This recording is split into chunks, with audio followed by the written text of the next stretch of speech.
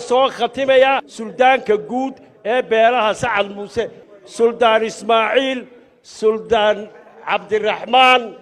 ayaan ku soo dhaweynayaa ilaahay baa mahadle marka koobaad mar labaad waxaan u mahadnaqayaa anigoo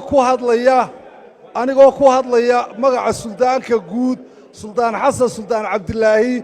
oo qadada sameeyay maanta una sameeyay Suldaan Cali Suldaan Cismaan Cali Kooshin waxaan ku mahadnaqayaa afkiisa hadda kaygana waa ku mahadnaqayaa ama diida ma doon anigoo suldaanka Sacad Muuse ee guud anigoo oo ku hadlaya afka suldaanka guud ee beelaha Habarawalna waxaan u mahadnaqayaa dhammaan dadweynaha ka soo qayb galay xafladan iyo qadadan sharafta leh ee lagu maamuusayo Suldaan Cali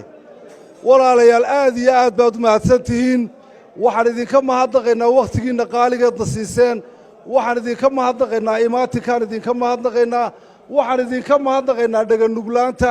waxaan idinka mahadnaqaynaa sida qiimaha iyo qaayaha leh ee aad arrintaa uga soo qayb gasheen markaan u soo noqdo Suldaan Cali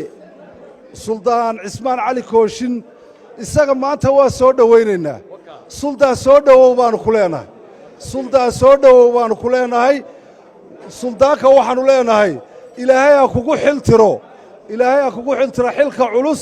ee lagu saaray annaguna waxaanu kuu